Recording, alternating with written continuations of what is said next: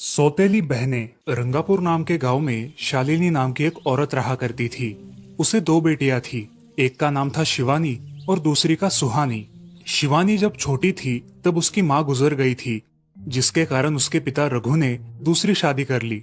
मगर उनका भी कुछ सालों में बीमारी की वजह से देहांत हो गया और इसी वजह से शिवानी के मन में उसकी माँ और बहन के प्रति प्रेम उत्पन्न नहीं हो पाया। शिवानी और सुहानी में हमेशा झगड़ा हुआ करता था। दोनों भी बहनें एक दूसरे से कभी प्यार से बात नहीं करती थी। शालिनी ये सब देख बड़ी चिंता में रहा करती थी। ऐसे ही एक दिन, शिवानी सुहानी, चलो आ जाओ, खाना खा लो। हाँ माँ आई।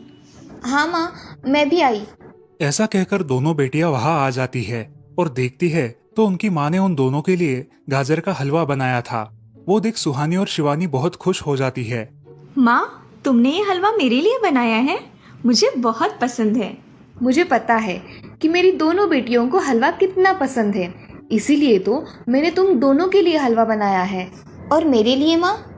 अरे हाँ बेटी, मैंने तुम्हारे लिए भी बनाया है। चलो अब जल्दी से खा लो, तुम दोनों को कॉलेज भी तो जाना है ना। जी माँ, मैं ये कटोरी ले लूँ? मुझे जल्दी पहुँचना है कॉलेज में। हाँ ले लो। और सुहानी, तुम ये वाली कटोरी ले लो। जी माँ। दोनों भी हलवा खाती है और एक दूसरे की ओर बहुत गुस्से से देखकर वहां से चली जाती है। वो दोनों भी कॉलेज में एक साथ पढ़ा करती थी। फर्क सिर्फ इतना था कि शिवानी 3rd ईयर में थी और सुहानी 1st ईयर में। उन दोनों में 2 साल का अंतर था। फिर भी दोनों में हमेशा नोकझोंक हुआ करती थी, जैसे कि वो दोनों एक दूसरे की दुश्मन हो। ऐसे ही एक दिन, दीदी, मेरे कॉलेज की ट्रिप जाने वाली है। तुम्हारी भी ट्रिप जाने वाली है क्या? हाँ, मेरी भी जाने वाली है, मगर मेरा जाने का मन नहीं है। क्यों दीदी? क्योंकि वहाँ पे तुम हो। मुझे भी कोई शौक नहीं है तुम्हारे साथ आने का। मैंने ऐसे ही पूछ लिया। मैं जा रही हूँ। शिवानी और सुहानी एक दूसरे की ओर मुंह फेर कर वहां से चली जाती है। अगले दिन दोनों भी कॉलेज में जाती है। तब उनके टीचर उनसे पूछते हैं, शिवानी, तुम कॉलेज की ट्रिप में आने वाली हो? जी सर, मैं आने वाली हूँ। ठीक है, मैं तुम्हारा नाम लिखवा देता हूँ। जी सर। ऐसा बोलकर टीचर ट्रिप के लिए जाने वाले विद्यार्थियों की लिस्ट बना लेते हैं। घर आकर शिवानी और सुहानी ये बातें अपनी माँ को बताती है। सुहानी, शिवानी, तुम दोनों ट्रिप के लिए जा रही हो, मगर वहां जाके झगड़ा मत करना, नहीं तो ट्रिप पे जाने की कोई जरूरत नहीं है। नहीं माँ, हम झगड़ा नहीं करेंगे। हाँ माँ, हम झगड़ा नहीं करेंगे। तो फिर ठीक है, तुम दोनों जाओ। ये लो ट्रिप के लिए पैसे, और बाकी के ये तुम्हारे पास ही रखना। माँ, हम कल जाएंगे और 2 दिन के बाद वापस आएंगे। ठीक है, चलो अब सो जाते हैं, कल तुम दोनों को निकलना है। अब वो सब खाना खाकर सो जाती है। अगले ही दिन सुबह उठकर वो दोनों भी अपने अपने बस में बैठकर ट्रिप के लिए निकल जाती है और इधर शालिनी अपने काम में व्यस्त हो जाती है। ऐसे ही कुछ देर बाद शालिनी को शिवानी का फोन आता है। माँ, हम दोनों यहाँ ट्रिप की जगह पहुँच गए हैं। अच्छा बेटी, तुम दोनों ठीक हो ना? हाँ माँ, मैं रखती हूँ, हमें यहाँ अलग अलग स्पॉट देखने जाना है। ठीक है, और जब वक्त मिले तो फोन कर देना। हाँ माँ, अपना और सुहानी का ख्याल रखना। हाँ माँ। फोन रखने के बाद शिवानी और उसके क्लास के सारे दोस्त वहाँ की एक जगह देखने जाते हैं। सुहानी भी उसके क्लास के साथ एक दूसरी जगह देखने निकल जाती है। सारे बच्चे एक साथ घूमकर वापस आते हैं। शिवानी सुहानी को ढूंढती है, मगर सुहानी उसे कहीं दिखाई नहीं देती। इसीलिए शिवानी को बड़ी चिंता होने लगती है। अरे, ये सुहानी कहाँ रह गई? इसका तो कुछ भी पता नहीं, कहाँ ढूंढूं इसे? तभी शिवानी को सुहानी दिखाई देती है और उसके जान में जान आ जाती है। सुहानी, कहाँ गई थी तुम? मुझे कितनी चिंता लग गई थी तुम्हारी। अरे, मैं यहाँ ही थी मेरी सहेलियों के साथ। मुझे कुछ नहीं हुआ। ऐसा बोलकर सुहानी वहाँ से चली जाती है। दूसरे दिन सब लड़के लड़कियाँ जल्दी उठकर अपनी तैयारी कर लेते हैं और पहाड़ पर जाने के लिए निकलते हैं।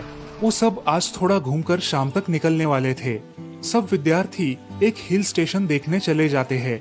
शाम होने तक उस पहाड़ी का मजा उठाते हैं, लेकिन सुहानी बिना किसी को बताए उस पहाड़ी के एक अनजान हिस्से में चली जाती है। वहाँ का मनमोहक दृश्य देखते देखते गलती से उसका पैर फिसल जाता है और वो वहाँ से नीचे गिर जाती है। शाम हो जाने के कारण सभी विद्यार्थी वहाँ से निकलने लगते हैं और यहाँ सुहानी एक पेड़ के सहारे उस पहाड़ी की चोटी पर लटकी रहती है। शिवानी सभी विद्यार्थियों में अपनी बहन को ढूंढती है, लेकिन वो उसे कहीं नहीं मिलती। सुहानी को ढूंढते ढूंढते शिवानी वापस उसी पहाड़ी के पास आती है और उसे आवाज लगाती है। सुहानी, सुहानी कहाँ हो तुम? दीदी मैं यहाँ हूँ, बचाओ मुझे, मैं यहाँ हूँ। सुहानी की आवाज की ओर जाते ही उसे पता चलता है कि सुहानी पहाड़ी पर लटकी है। ये सब देखकर शिवानी बहुत घबरा जाती है। शिवानी अपनी पूरी ताकत लगाकर उसे ऊपर खींच लेती है। तुम यहाँ क्यों आई थी? अगर तुम्हें कुछ हो जाता तो मैं क्या करती? माँ को क्या जवाब देती? दीदी मेरा पैर फिसल कर मैं वहाँ गिर गई। मैंने बहुत आवाज दी मगर मेरी आवाज किसी ने नहीं सुनी। तुम ढूंढती हुई आई और मुझे बचा लिया। तुम दुनिया की बेस्ट दीदी हो। हाँ सुहानी, चलो अब घर जाने के लिए देर हो जाएगी, बस निकल जाएगी। सुहानी को ऊपर खींचते वक्त शिवानी के हाथ पर बहुत सारे जख्म हो गए थे, इसीलिए सुहानी अपनी ओढ़नी फाड़कर उसके हाथ पे बांध देती है और अब वो दोनों बस के पास चले जाते हैं। क्या हुआ है शिवानी, हाथ से खून बह रहा है तुम्हारे?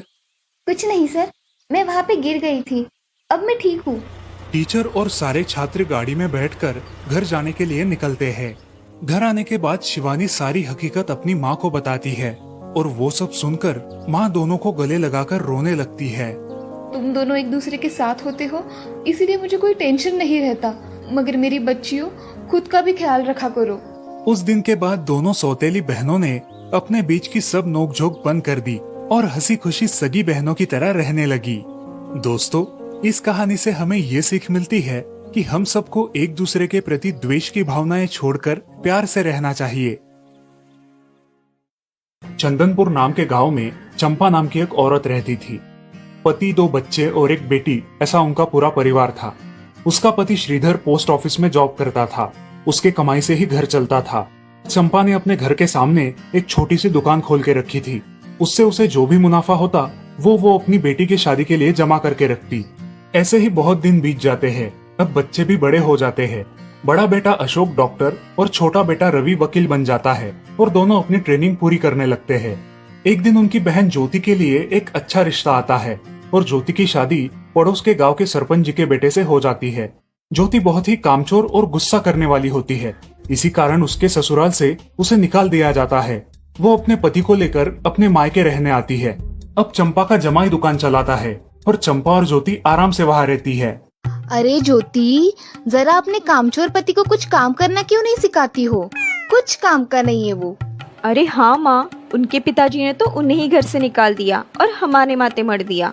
जाने दो, पति है। माँ और बेटी इसी तरह तानेबाजी करती रहती। अब बड़े बेटे अशोक की शादी उन्हीं के गांव के एक लड़की से करा दी गई, लेकिन उस लड़की से भी चंपा बहुत काम करवाती और वो बेचारी सासू माँ का आदर करके सब काम चुपचाप करती थी। एक दिन वो काम करके थक गई और एक जगह पर बैठ गई। ए कामचोर कमला, इतना सारा काम पड़ा है घर में, क्या वो तुम्हारा बाप आके करेगा? चलो उठ, काम कर। हाँ हाँ माँ जी, करती हूँ। ऐसा कह के कमला अपने काम पर लग जाती है और सारा काम खत्म कर देती है। चंपा अपने बेटे अशोक से घर आने के बाद चुगलियां किया करती थी। अशोक घर आकर कमला को बहुत भला बुरा कहता और कभी कभी तो उस पर हाथ भी उठाया करता था। ये सब रवि देखा करता था और रवि को बहुत बुरा लगता था। अशोक मारने आता तो रवि बीच में पड़ जाता और माँ बाप को डांटता था और वही झगड़ा खत्म हो जाता था। ऐसा बहुत दिन चलता रहा। रवि को रंजना नाम की एक लड़की बहुत पसंद थी, जो कि एक न्यूज रिपोर्टर थी। क्या तुम मुझसे शादी करोगी? मुझे तुम बहुत पसंद हो। हाँ, मगर रवि, तुम्हारे घर में तुम्हारी माँ का बर्ताव मुझे बिल्कुल पसंद नहीं है, इसीलिए पहले तुम इसका कोई हल निकालो। अरे रंजना, मैं हूँ ना तुम्हारे साथ, तुम्हें टेंशन की क्या बात है? मगर रवि, तुम भी अगर मुझे मारने पीटने लगे तो मैं तुम्हें कोर्ट में खींचूंगी। अरे हाँ बिल्कुल, वो तो तुम्हारा अधिकार है। अगले दिन रवि अपने घर में रंजना के बारे में बताता है। रवि की माँ चंपा उसे साफ मना कर देती है। रवि, तुम्हें कुछ समझ आता है या नहीं? अपनी बिरादरी की लड़की से शादी करो बेटा। इस घर में ये आखिरी शादी है और मेरे भी कुछ अरमान है बेटा। अजय, आप कुछ कहते क्यों नहीं? हाँ बेटा, तुम्हारी माँ सही कह रही है, तुम इसकी बात मान जाओ बेटा। नहीं पापा, मैं शादी करूंगा तो सिर्फ रंजना से, वरना मैं शादी नहीं करूंगा। सब चुप हो जाते हैं। अगले दिन रवि मंदिर से शादी करके घर आता है। सब अचरज से रवि की ओर देखते हैं और चुपचाप अपने कमरे में चले जाते हैं। कमला उन दोनों का स्वागत करती है और वो दोनों अपने कमरे में जाते हैं। कैसे लगा मेरा घर? अच्छा है, मगर सब मिलजुल के रहे तो और भी अच्छा होगा। रंजना, तुम्हें मेरी माँ को सबक सिखाना होगा, तभी घर के सारे सदस्य ठीक हो जाएंगे। ठीक है रवि, जैसा तुम चाहो। अगले दिन रंजना अपने घर के मंदिर में पूजा करने जाती है। तभी रुको, मेरे भगवान के मंदिर में तुम मत आओ, जाओ यहाँ से। ये कहकर सास रंजना को वहाँ से भगा देती है और घर के किसी भी काम को करने से मना कर देती है। तब क्या माँ जी, आज से मैं इस घर की बहू हूँ। इस घर पे मेरा भी उतना ही अधिकार है जितना कि आपका। क्या बोल क्या रही हो? निकल जाओ मेरे घर से। खबरदार अगर हाथ भी लगाया तो। पता है ना, मैं न्यूज रिपोर्टर हूँ। रातों रात खबर छाप दूंगी और कोर्ट के चक्कर लगेंगे वो अलग, समझिए आप। सास चुपचाप देखने लगी और उसकी बेटी और ससुर भी देखते ही रह गए। रंजना ने कमला से कहा, दीदी, मुझे आपसे काम है, आप मेरे कमरे में आइए। और हाँ, आज से खाना ज्योति दीदी आप बनाएंगी। अरे माँ, तुम कुछ बोल क्यों नहीं रही हो? ये मुझे काम करने को बोल रही है। अजी सुनते हो? चलो मेरी मदद करो। हाँ आता हूँ। ज्योति किचन का काम करने चली गई और सास बाहर का काम करने लगी। रंजना कमला को लेकर अपने कमरे में गई और उससे कहा, कमला दीदी, आप कुछ कहते क्यों नहीं? आप चुपचाप सह लेती हो, उसका ये नतीजा है। अब देखो दीदी कैसे काम कर रही है। आप कुछ काम करती थी क्या शादी के पहले? नहीं रंजना, मगर अब घर से ही अपना खुद का कुछ व्यवसाय शुरू करने का सोच रही हूँ। बहुत अच्छे दीदी, अब आप किसी से मत डरिए, हम हैं आपके साथ। सच में किसी के साथ होने का कितना महत्व होता है। अब उसकी सासू माँ ही घर के सारे काम करने लगी थी और ज्योति को काम करवाने की वजह से ज्योति भी अपने ससुराल जाने की सोच रही थी। अजी, यहाँ तो काम वाली से भी ज्यादा बुरी हालत हमारी हो गई है। चलो हम हमारे घर चलते हैं, सब है हमारे यहाँ। अरे रे, आप कहाँ चली? अभी भी काम बाकी है। ज्योति का पति रंजना से धन्यवाद कहता है और ज्योति को लेकर अपने घर चला जाता है। अब सासू माँ एक दिन पूरा काम करके इतना थक जाती है कि उसके बदन में बहुत दर्द होने लगता है। तब दोनों बहू सास के पास चली आती है और एक बहू सास के पैर दबाती है तो दूसरी बहू सर दबाती है। सासू माँ उठकर रोने लगती है। मुझे माफ कर दो मेरी बेटियों, अब से कभी ये गलती नहीं होगी। सास को उसके किए पर पछतावा होता है और ये देखकर घर के सभी सदस्य बहुत खुश हो जाते हैं। रवि और रंजना भी बहुत खुश होते हैं। वाह बहू, जो आज तक नहीं हुआ वो तुमने करके दिखाया। बहू हो तो ऐसी। रंजना अपने बर्ताव के बदले माफी मांगती है और अब सब लोग खुशी खुशी रहने लगते हैं। तो दोस्तों, इस कहानी से हमें ये सीख मिलती है कि हम सब मिलके परिवार बनता है और हम सब परिवार का महत्वपूर्ण अंग होते हैं। परिवार के काम मिल बांट कर करना ये हमारी वैयक्तिक जिम्मेदारी है।